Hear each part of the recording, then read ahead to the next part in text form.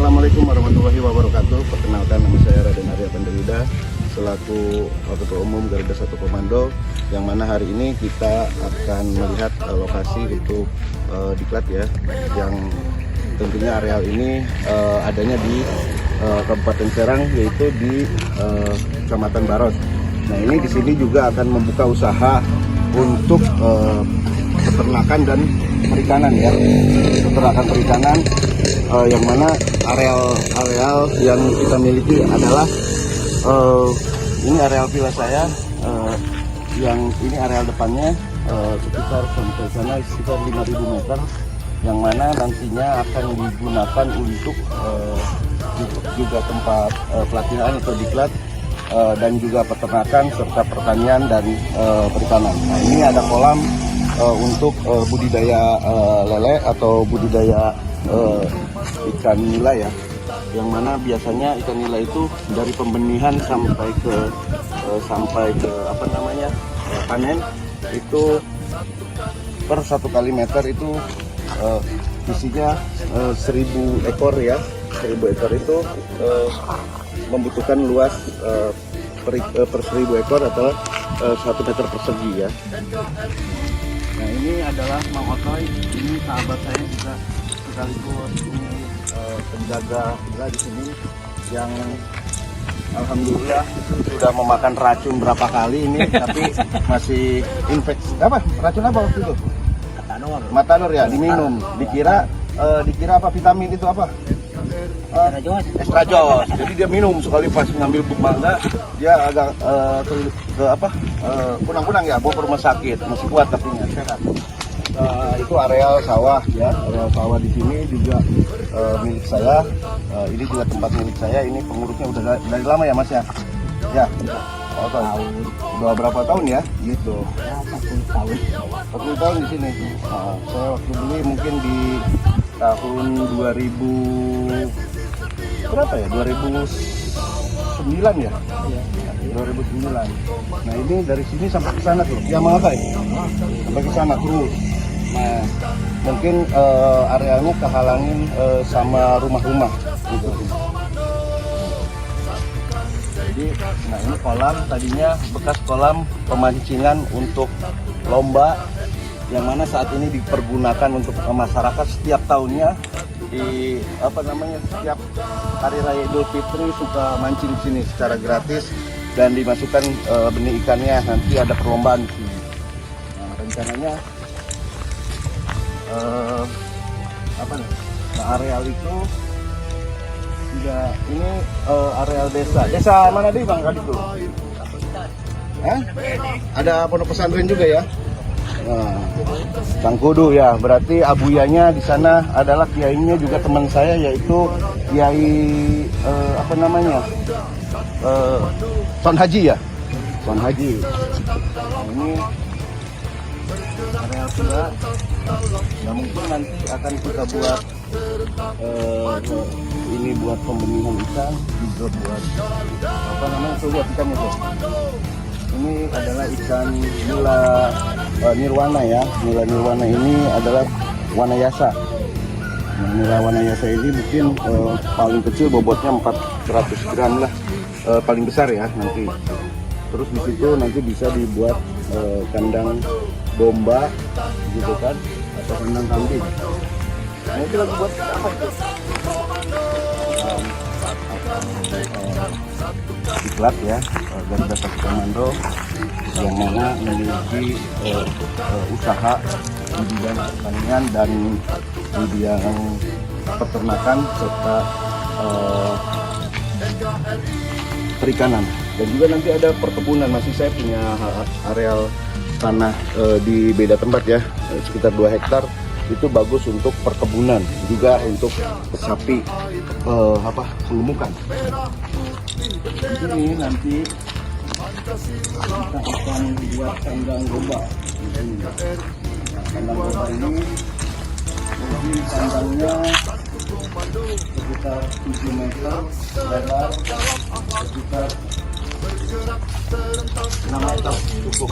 Nanti ini akan dibuat saung. Dulunya ini kandang domba adu. adu, domba klaster domba adu Garut ya, yang mana bobot-bobotnya juga besar-besar.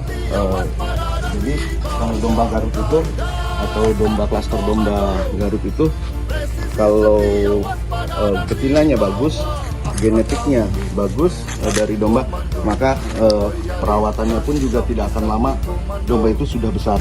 Jadi domba-domba yang dipelihara di sini dulu itu murni untuk diurus oleh petani di sini dan untuk meningkatkan ekonomi masyarakat, sambil berladang juga sambil dia mencari rumput dibawa ke sini gitu kan.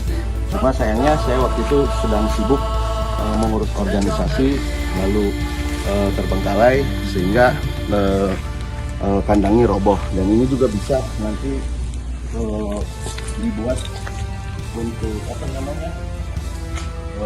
bebek atau unggas ya. Nah, ini ada kolam di sini. Tadinya ini kolam kolam renang menurut saya ya. Nanti jadi anak lagi juga kolam renangnya di sini. Tapi kita juga bisa manfaatkan ini untuk pemijahan indukan ikan apapun itu, mau gurame, mau ikan ikan nila atau ikan lele yang mudah. Nah, di sini sudah ada vilanya, juga sudah berapa tahun saya tidak isi, tapi kemungkinan tahun ini saya akan serius mengembangkan usaha di bidang peternakan, perikanan dan budidaya ya. Di sini juga ada areal ini jumlahnya 5.000 ditambah 4,5 hektar untuk areal sawah. Jadi buat Garuda Satu Komando usaha ternak di sini tidak usah jauh-jauh nyari pakan untuk pemeliharaannya itu, tinggal mengambil, membersihkan dan mengambil pakan tersebut tidak jauh dari sini. Jadi mudah, sangat mudah. Tapi kalau domba untuk penggemukan dan klaster domba untuk peternakan gitu ya, indukan, supaya masyarakat di sini juga bisa memanfaatkan pupuknya gitu kan. Domba itu untuk penggemukan itu untuk dijual nanti untuk hari raya Idul Adha, yang mana saat ini misalkan digemukan, nanti 9 bulan yang akan datang bisa dijual. Jadi domba yang misalkan kita besarkan itu memerlukan waktu sekitar kurang bisa dijual. Jadi domba yang misalkan kita besarkan itu memerlukan waktu sekitar kurang dari 1 tahun. Nah itu kalau kita membuat kandang domba penggemukan itu harus tentunya didukung oleh gizinya juga, yaitu selain rumput juga harus ada hijauan dan harus ada disebutnya konsentrat. Jadi konsentrat itu bisa diambil dari kita memberikan makan 2 karung, misalkan 2 karung rumput dibanding dengan 1 piring ampas tahu, itu gizinya lebih besar daripada 2 karung, lebih besar daripada 1 piring ini. Jadi konsentrat itu lebih besar, walaupun sedikit, tapi dia akan menjadi daging gitu. Terus jadi cuman ini Mang Oto ini karena dia punya ilmu kanuragan, jadi dia tidak bisa dia mengurus hewan-hewan yang sifatnya, jadi hewan-hewan domba seperti domba dulu pernah kita budidaya di sini ya. Nah dia tidak bisa, kenapa? Karena punya hawa negatif gitu, karena gaib dia. Jadi hewan itu perlu diajak ngobrol, diajak bicara, sehingga dia mengisap udara yang kita keluarkan menjadi nyaman, tenang, refleksi, dia merasa dia dirawat. Setiap pagi kita pandikan dengan ditunjang dengan gizi pakannya yang bagus. Nah ini di sini juga masih bisa digunakan untuk kandang apa namanya domba garut ya, atau kandang pembesaran ya. Nah, kita nanti Kang Adi ingin budidaya ikan juga. Ini arealnya kalau tidak salah 9 meter kali 26 meter. Jadi kalau kolam ikan itu sistemnya bioflok atau pakai terpal itu bioflok, dia akan rentan terhadap satu, memang sangat simpel untuk dibudidayakan, sangat simpel untuk diganti air, akan tetapi dia kelemahannya kalau sistem bioflok itu dia lebih rentan tidak tahan penyakit. Kenapa? Karena yang namanya bioflok dia harus kuat listrik. Jadi dia pernapasannya itu harus ditunjang oleh alat udara. Nanti kalau mati lampu ya bisa ngambang semuanya. Tapi kalau misalkan dia tebar benih, misalkan di sini sekitar kepadatan misalkan 25.000 ekor tebar misalkan, atau 50.000 ekor. Nah, seukuran segini masih cukup ini. Dulu saya pernah menebar benih di sini sekitar 100.000 ekor ya. Tapi kolam segini untuk 100.000 ekor itu di 3 bulan kemudian apabila dia mau dibesarkan itu harus di revolving, artinya harus di grading. Grading itu adalah pemisahan yang mana yang kecil, yang mana yang besar.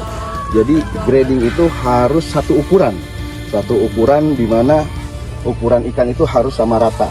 Apalagi kalau misalkan ikan itu seperti ikan lele itu tidak bisa, dia kecil yang ini besar, dia ini pasti jadi predator. Akan tetapi kalau ikan nila masih bisa dia walaupun beda tingkatan, 3 tingkatan. Jadi bisa dilihat ini ikan nila ini mungkin usianya baru 1 bulan ya. Ini iseng-iseng aja, nanti bisa diisi tanam padat ya. Tapi juga kita membuat air itu seperti air yang